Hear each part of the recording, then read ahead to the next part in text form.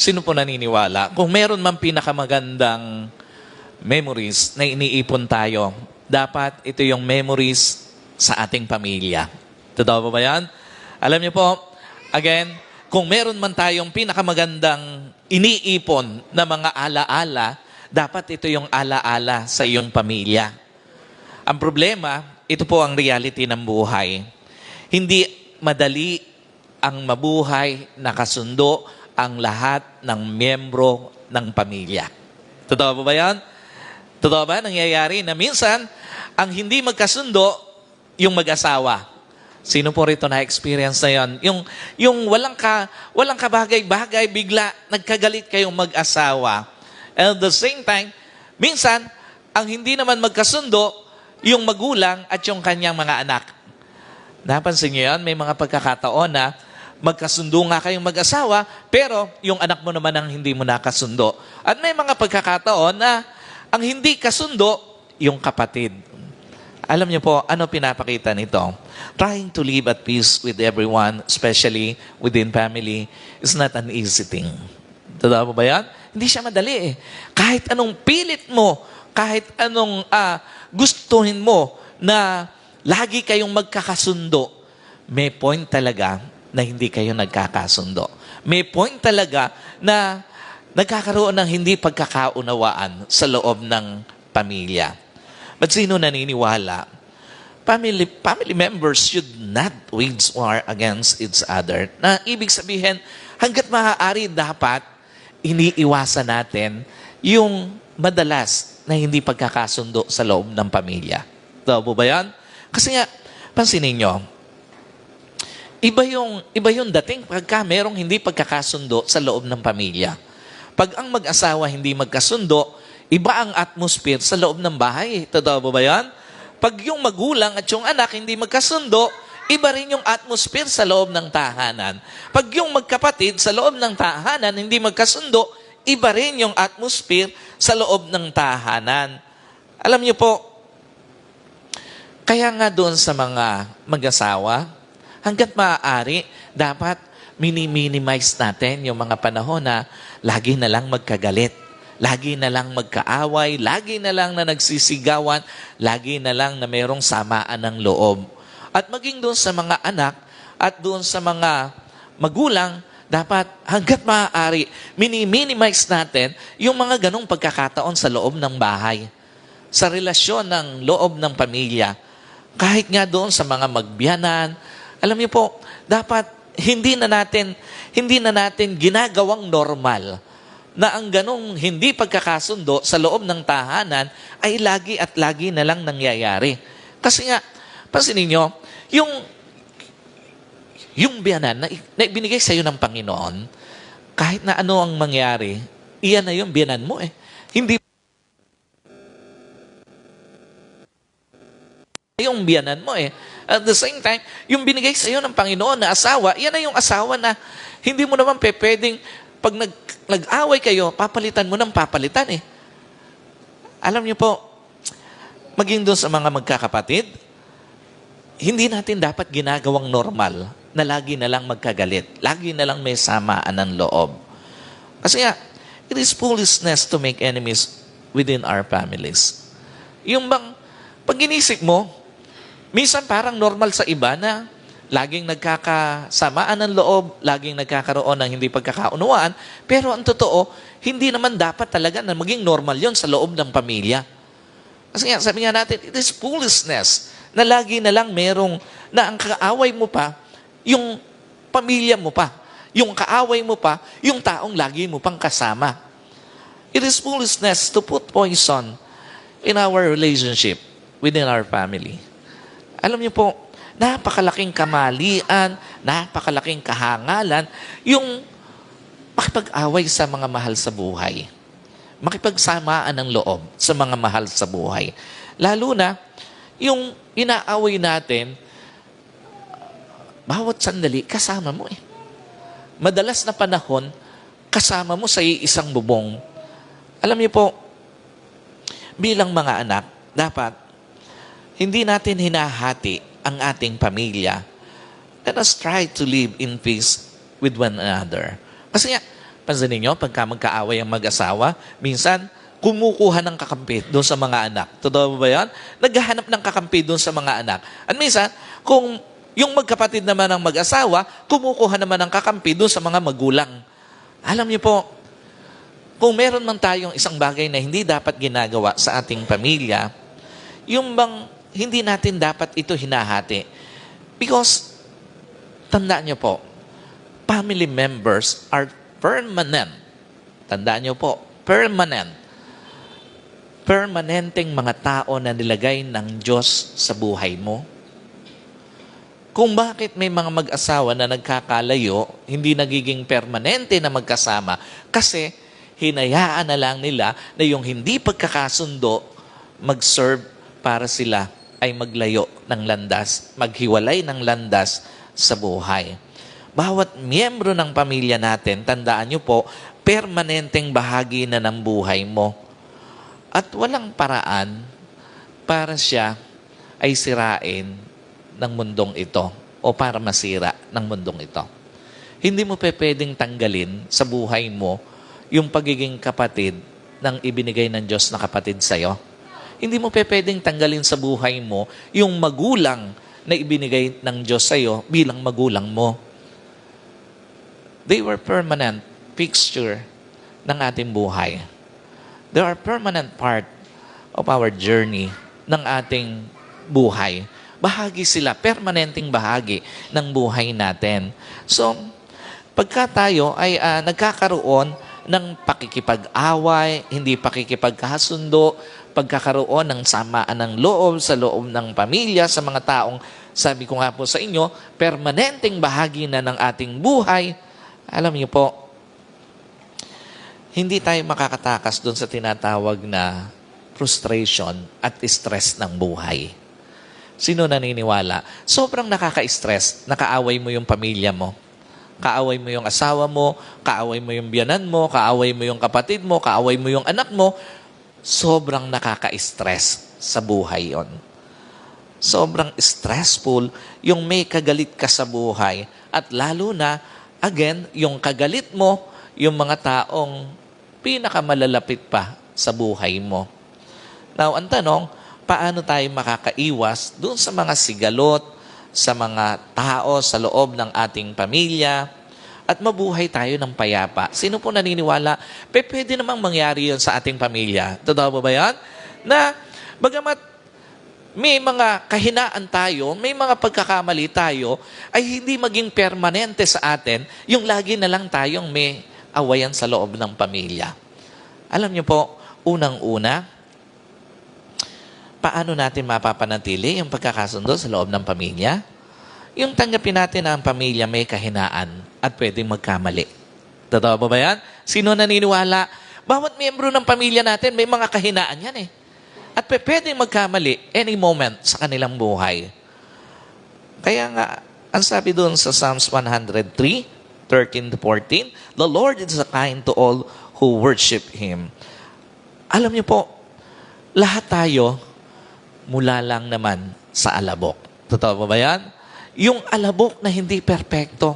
Yung alabok na pwedeng magkamali anytime. Alam niyo po, tayong lahat pwedeng magkamali. Tayong lahat pwedeng dumating sa point na may kahinaan. Kahit ikaw ay mag-asawa, tandaan natin, ang pakakasalan natin, yung pinakasalan natin, yung tinanggap nating asawa, ay hindi perpekto. Alabok din siya.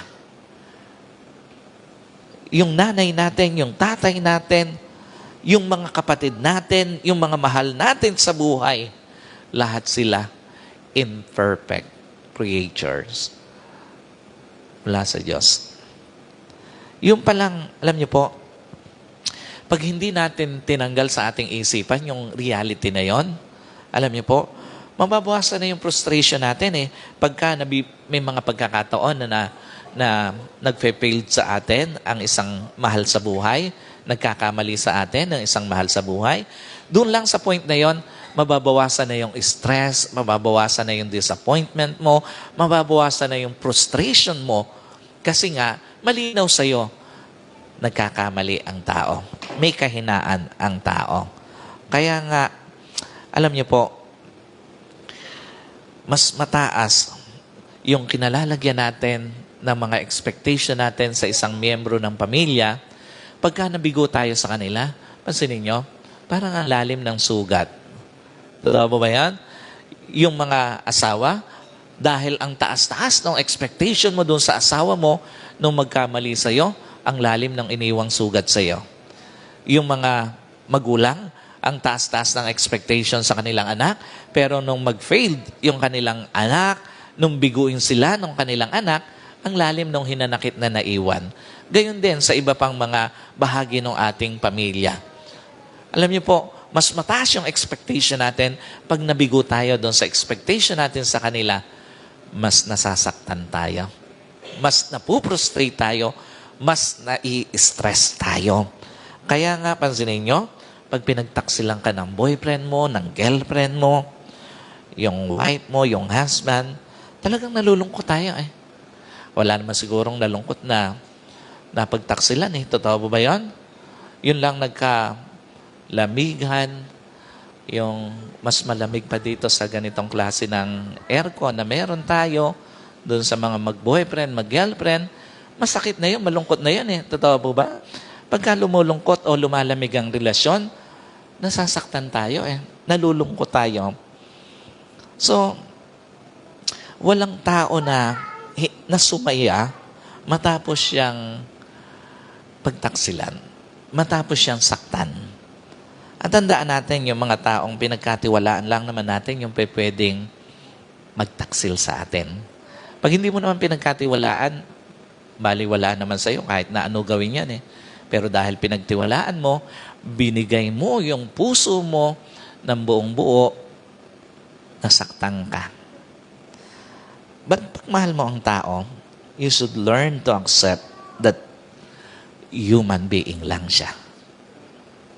So dahil tao nga siya, nagkasala yan, nagkamali yan, magkukulang yan. So pag hindi mo natanggap, pagdating ng mga pagkakataon na gaya niyan, mapupuno ka ng frustration. Mapupuno ka ng galit, mapupuno ka ng hinanakit.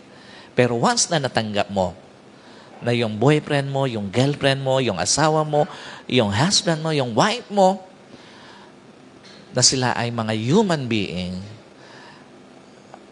mababawasan yung stress. Mababawasan yung hinanakit, mababawasan yung frustration sa iyo.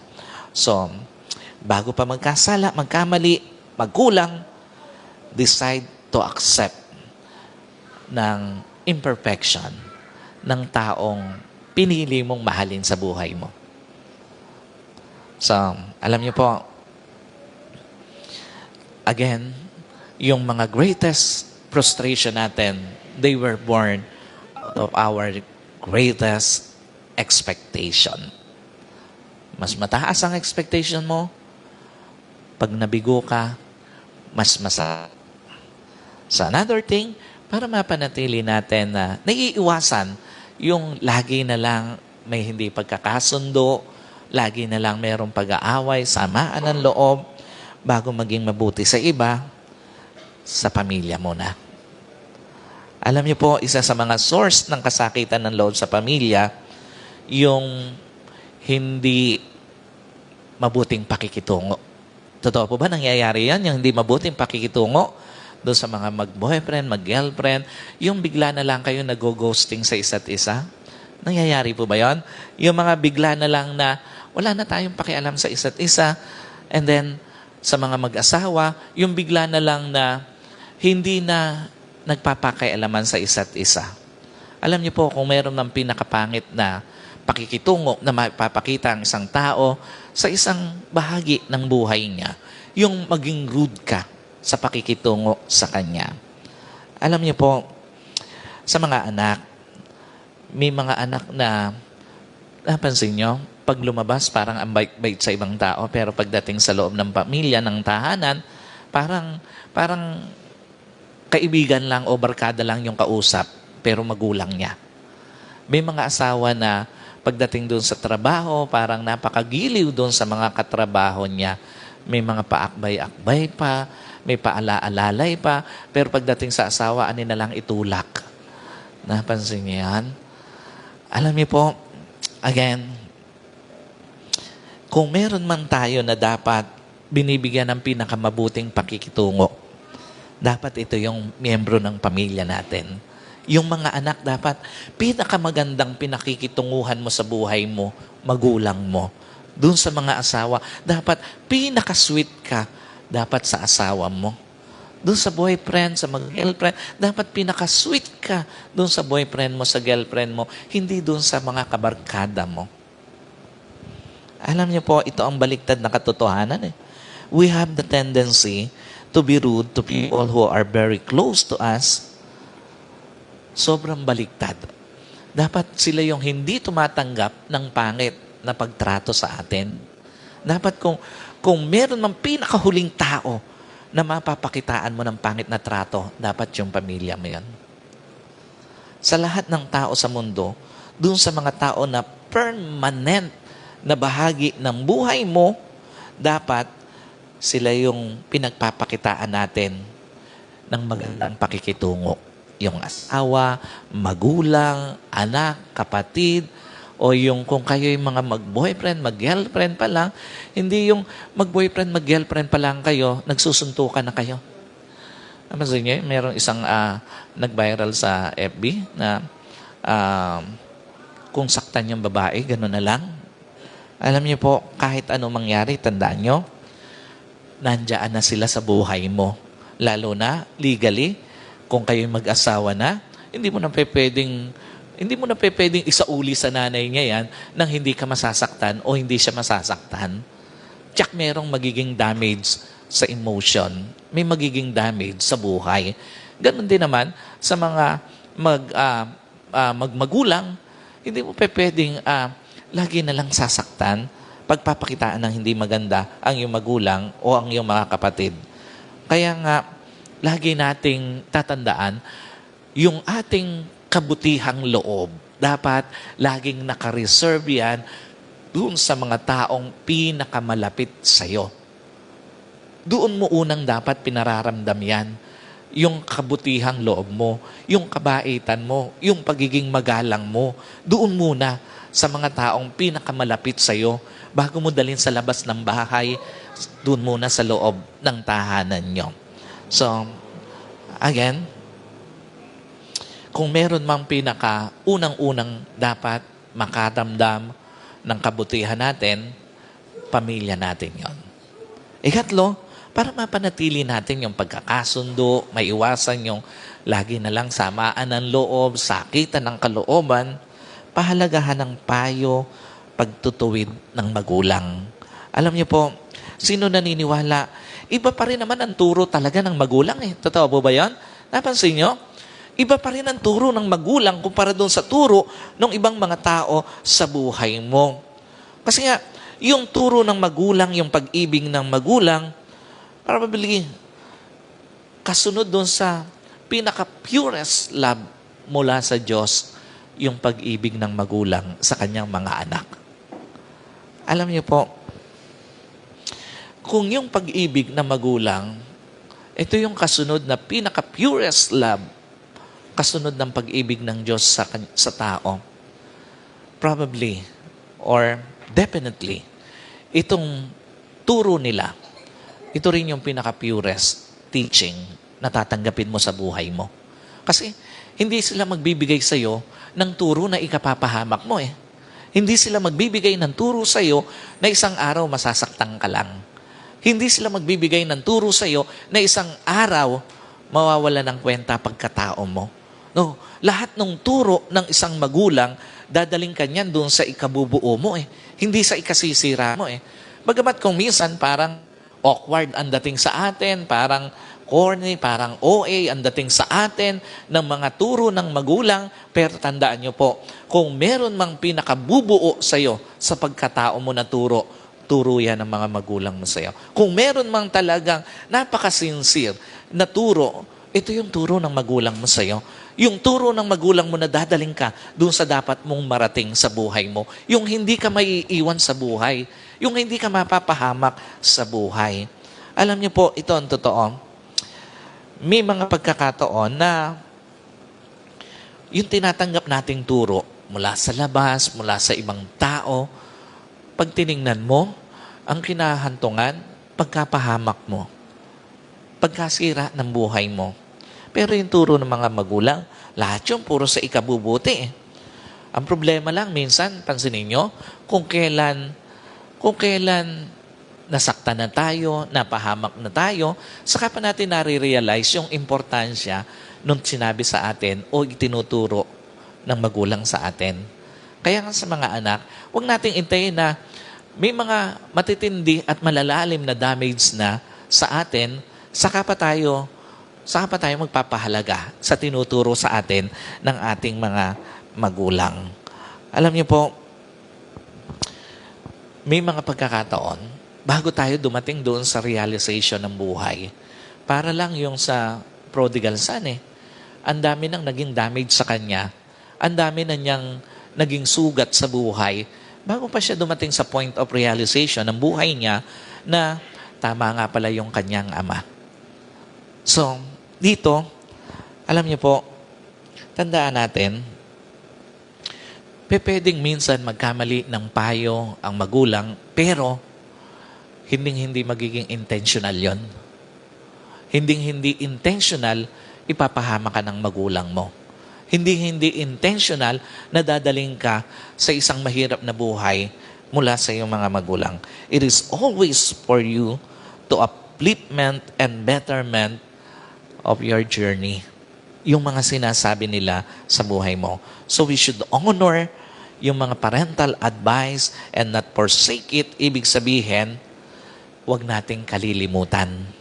At the same time, yung perspective, pansinin nyo, yung perspective na meron ng isang magulang, ito yung perspective na hindi lang basta naisip nila Ito yung perspective na naranasan nila madalas sa kanilang buhay. Kaya nila sinasabi sa iyo na huwag mong gawin yung ganito, huwag mong gawin yung ganon, ito yung gawin mo, ito yung ganon mo, kasi galing na sila doon. So, sa mga anak, para sa kakasundo ng mga sa pamilya, sa loob ng pamilya, pahalagahan natin yung sinasabi ng magulang, yung payo.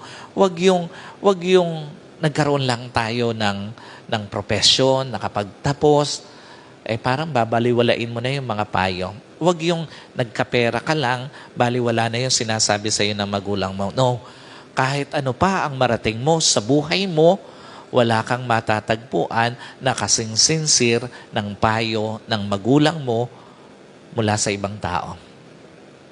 So, ano ba yung pinapakita rito ng Panginoon?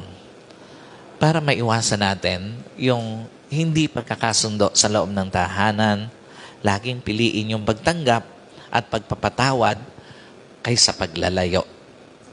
Alam niyo po, sino naniniwala, happy families uphold justice but also dispense mercy. Yung bang tinuturo mo yung tama, binibigay mo yung consequence ng mga pagkakamali, pero kasabay nun, pinaparamdam mo rin yung pagmamahal. Alam niyo po, walang masama na magdisiplina ng anak, pero dapat kasabay ng disiplina, nararamdaman ng anak yung pagmamahal mo. Nararamdaman ng anak mo yung totoong concern mula sa iyo. Yung bang hindi lang niya maramdaman na pinaparusahan mo siya, kundi ang pinapakita mo, tinutuwid mo yung buhay niya na may kasamang pagmamahal. Kasi gano'n ang Panginoon pansinin nyo. Ang Panginoon, hindi ka rin naman pababayaan ng Panginoon na tuloy-tuloy ka lang doon sa mali mo Pag nandoon ka na sa maling area ng buhay mo, sa maling point ng buhay mo, sa maling pace ng buhay mo, magpapadala ng pagpalo ang Panginoon sa iyo Pero alam nyo, kasabay ng pagpalo ng Panginoon, pinaparamdam ng Panginoon yung pagmamahal niya.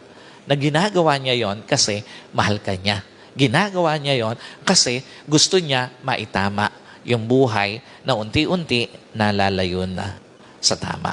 So, when all fails, bawasan natin yung mga masyadong paghusga. Alam niyo po, kung meron man pinakamasakit kasi na paghusga, yung paghusga galing sa pamilya. Yung hinusgahan ka na ng tao sa labas,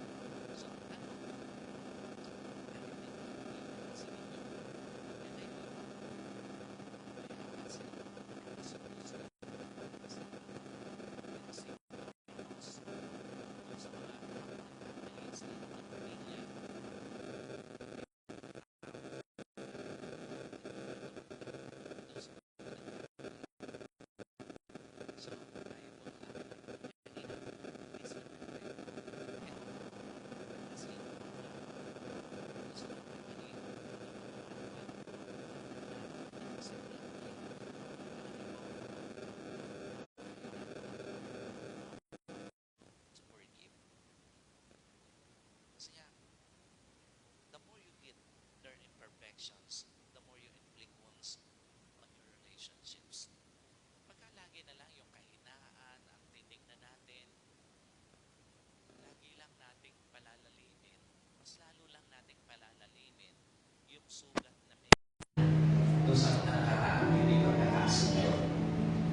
Alam niyo po,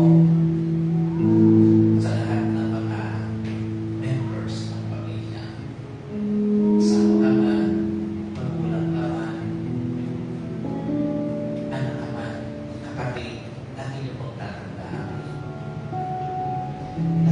Lagi sa tunay, doon sa isip ka lang dapat mabuti na tayo sa ating minamahal, pero dapat mas mabuti tayo sa kanila sa gawaan. Mas mabuti tayo sa kanila. Hindi doon sa sinasabi lang natin, hindi sa ginagawa natin sa kanila. Kaya nga, lagi niyo pong tatandaan, that is a kind word. And what kind of words do you use to people? You put as words that heal them, permit them. May mga salita tayo na minsan sa halibuo sa kanila, sinusulat sa kanila. So, be kind to your words.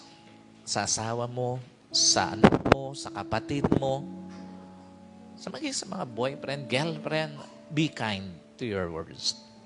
Huwag masyadong maging rude, huwag masyadong maging masakit sa pagsasalita. Families should not engage in cutting and wounding each others. Hindi tayo dapat dumarating doon sa point na wala nang pakialaman. Hindi tayo dapat dumarating doon sa point na pinuputol na natin yung relasyon. At lalong hindi tayo dapat dumarating doon sa point na tayo pa yung source ng kanilang sugat sa kalooban. Alam niyo po,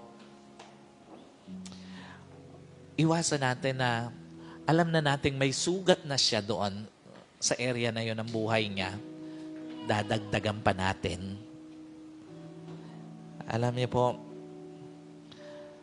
hindi mabuti na alam mo nang may kahinaan, may pagkakamali, may pagbagsak, ipagdidiinan mo pa yung kahinaan, pagkakamali, pagbagsak ng isang tao.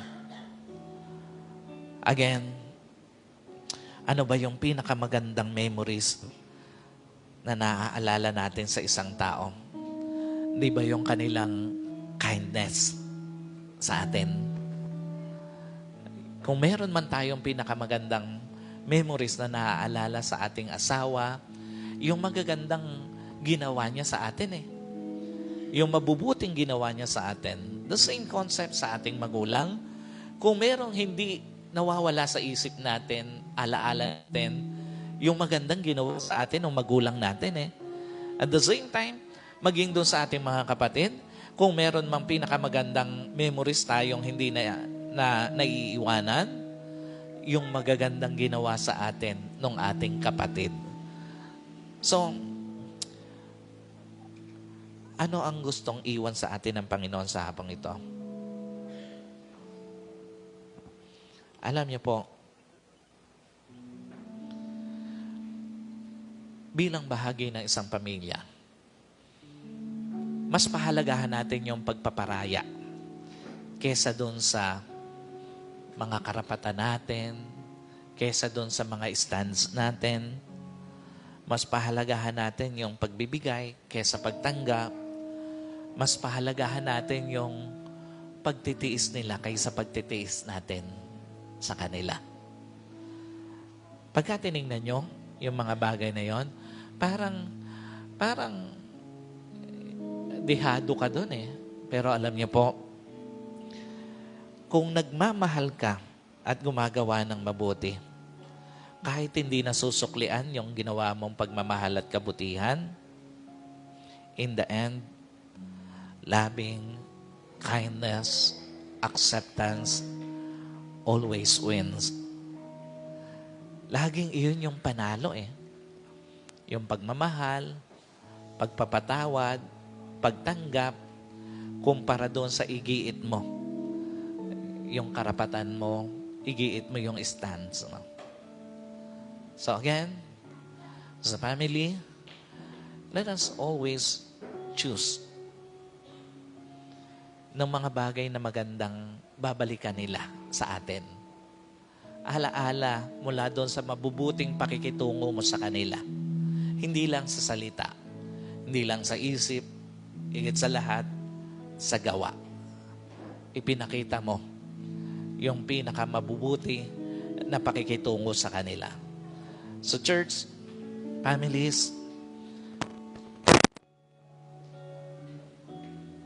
give the best treatment to the best people God gave you. And that is your family. Ibigay mo yung pinakamagandang pagtrato sa pamilya na ibinigay ng Diyos sa iyo bago mo ibigay sa ibang tao. Let us pray. Panginoon, salamat po dahil minsan pa pinaalalahanan mo kami, Panginoon. Lord, we are imperfect, Panginoon. As a parent, as a spouse, as a siblings, gaya ng sinabi mo sa iyong mga salita, kami po ay mga alabok lamang, mga imperfect na mga tao. May kahinaan, may pagkakamali, may mga pagbagsak. Gayon din yung mga mahal namin sa buhay, miyembro ng aming pamilya. Turuan mo po kami sa mga panahon na yon kung kami yung naging biktima ng pagkakamali ng miyembro ng aming pamilya. Turuan mo po kami na magpatawad. Piliin ang pagpapatawad kesa pagganti. Piliin ang pagtanggap kesa paglayo. Piliin ang pagbuo kesa pagkasira. Sa kabuuan po ng aming tinanggap na mensahe sa hapong ito, patuloy na itanim mo nga po ito, Panginoon, sa aming mga puso. Maisabuhay namin bilang magulang, bilang asawa, at bilang mga anak. Sa kabuuan po nito, wala pong ibang nataas at naluwalhati, kundi ikaw lamang, sa pangalan po ng aming Panginoong Jesus. Amen. Praise God. God bless you.